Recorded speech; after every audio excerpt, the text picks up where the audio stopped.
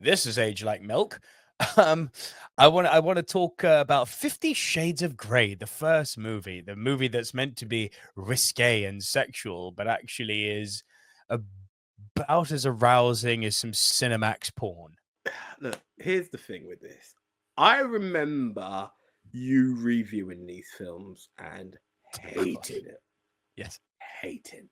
The lady of the house is a huge 50 Shades fan, and I'm not too sure why. Make it make sense. It's one of these things she just goes back to all the time. It's just an easy watch for her. It's not for like the sexualization. It's not that. There's no sexualization. Well, this is it. This is it. There is none. And I'm kind of middle ground. I just like the hype. I'm like, no. It just no. The 50 Shades hype is whatever. It's watchable. That's how I feel about it. I genuinely feel it's watchable. I'm not overhyped with it. I remember following it and being like, okay, I've watched number one. Let's see where this story goes. And that was me. I can't remember if it was the third one. I was like, oh, this is just pathetic. Number two, I was kind of like, hey, bring it on. Bring on the third. I remember like being mildly intrigued, but it's just some guy who's just very particular and has a bit of a kink. Ugh. But the thing is, he's not even that particular. Like, don't get me wrong. Yes, having a red room and all of that kinky stuff he's got is particular. But like, it's perfectly encapsulated in the last scene of the film when she says to him, "Punish me." I mean, he takes a belt to her. Big effing whoop. I'm not trying to front like I'm Mr. Freaky. I'm not into all of that S&M stuff. But I'm sorry. It's pretty common knowledge that that's entry-level stuff. That's I get that, bro. When I say particular, I'm talking about he's how I shall be respected and this, that, and the other. But you know what really cracks me up? And I don't know if this comes up on your algorithm, right? Christian Grey comes up very similar to these little stories that pop up on your Facebook or Instagram things of this guy was a secret millionaire and he married into this family. Like, he's got all this crazy money and he can say whatever Christian Grey says, whatever Christian Grey does, the world must follow and listen. But there's no real reason behind it. It's just like, he's a tech-savvy one. He can get a private jet when he wants, and we just have to accept it. He's a control freak, right? So yeah, that's what I mean by his particularness. It explains why he's like that, but it never explains why the world falls in line to him being a control freak. Like, it's just break it down to money. Yeah, maybe. I mean, oh man, Christian Grey is literally like if you ordered Patrick Bateman from Temu. That's all he is. Like, he's American Psycho from Wish. That's all he is. There's nothing particularly avant-garde about him. The character completely betrays itself. Because it's like, one moment it's like, no, I don't do this. Next it's like, oh, you're a virgin. I will be gentle with you. Then it's like, now I will punish you. Then it's like, no, please, wait, don't leave. It's like, pick a lane. Pick a lane, because once you pick a lane, I'll be able to buy into the character. No, but then you're missing the point of the movie, because actually what it's showing is that he's got kinks and this girl has actually made him question himself. Cool, show that. Where did that happen?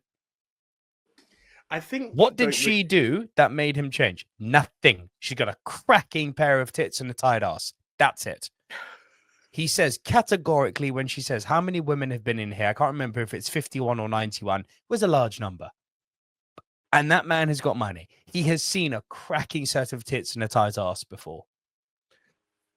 The whole premise of this purer than thou virgin succumbing to the confidence and the aura of this young millionaire and then going on board with his kinks, which you actually find out are kind of not that kinky.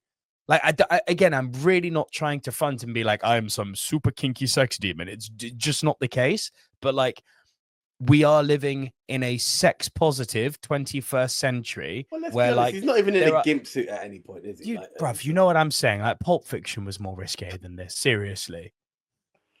There's nothing particularly like sexually intimidating about him, and that's meant to be the premise of the whole character, is that he's so risque that he only has intercourse in this way. He even says it. I can't swear, but he says, I don't make love, I F hard. It's like, do you?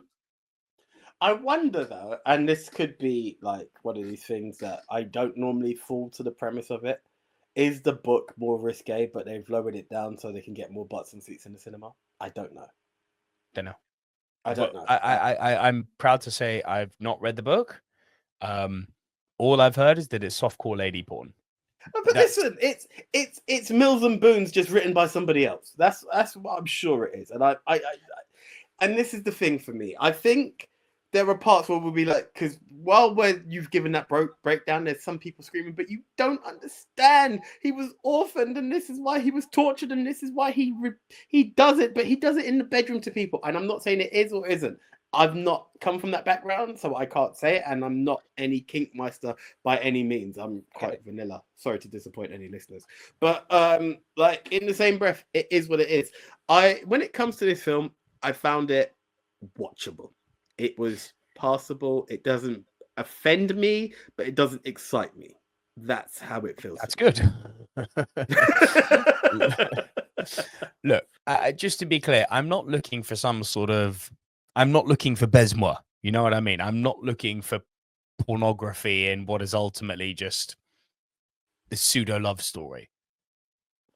But you're trying to convince me that this character, one is holier than thou, and one is sin personified, and it doesn't work in either capacity. And you do raise an interesting point by bringing up the fact that he was orphaned, and you do hear the backstory. So now it moves beyond script and it comes down to execution.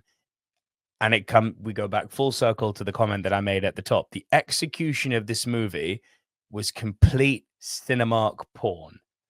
It's lazy. It's like enter door. You can literally see the words of the script. Christian Grey opens door. Christian Grey walks through door. Christian Grey closes door. It's like, can you get to the freaking point, please? Christian Grey binds hands. Camera pans down. Christian Grey picks up Kane. Christian Grey bends her over. Christian Grey taps her on the bottom. Christian Grey taps her on the boobies. Christian Grey asks if she likes it. Do you like it? She answers, I do. It's like, oh my God, it's mind-numbingly vanilla. And I'm not talking about the sexual acts. I'm talking about the script. It's so vanilla. What's weird is that it's got this big following. Didn't Maggie Gyllenhaal do like The Secretary or something that was just so similar? That was hot. Do you get what I'm trying to say? And I feel in that element, you're kind of like, I've seen this, and as you said, possibly executed a bit better. You know, it's new, but it's all because of the hype that came with the book, and they rushed the movie. They rushed the movie out because the book was so like successful. Just wasn't good. Look, to me, go on. I was going to say, for me, it's 6 out of 10. It's above average. Jesus. I could go 5, but I'm like, I followed the story. As I said, it didn't offend me to that degree. I'm between 5 and 6, but I'd give it the benefit of the doubt of a 6. It's not great, but it's not terrible. Yeah, we're worlds apart on this one, bro. It's not Transformers or Teenage Mutant Ninja Turtle Michael Bay territory for me. It's not that deep, but like, I can't bring myself to give this anything more than a 3 out of 10. It's I think I mentioned the fact that we're in the 21st century and that we're in the everyone is trying to be very sex positive, despite everyone being so easily offended. The world has become very sex positive, you know. Sure. There are websites out there like your Ashley Madison's, like Seeking. I'm not just talking about Tinder and Plenty of Fish. There are websites out there like, what's it called? Sinners and Swingers, Fab Swingers. There's sex parties all over London now. Like, the world has gone mega open-minded and sex positive. Oh, because you can't kink shame anymore, can you? This is the thing. Of course, you can't kink shame. The fact that kink shame is even a word, yeah, it just shows where the world is and at. For that very reason, the fact that I kind of love the fact that we're in a place like that as a culture sexually. Certainly, we are in Europe. America, I know they're all a bit closeted still. Sex is only for making babies. I pity you. Enjoy that one. But it's just real. Not all of America, but you know the part of America I'm referring to. And a world being as sex positive as it is now, the ultimate question of these videos that we're doing is this still worth a watch in this case 10 years later? No. Do you know what, though? I feel it could be, because as much as you could be sex positive in the world, this is, again, as you said, he's entry level. There are some people who don't, it's in their mind, but they need something to open the door. This is the gateway. Is it though, bro? The fanfare behind it tells me it is. The 10-year-old fanfare. Remember, I'm questioning people who are in their 20s, 20 and up in the year 2025.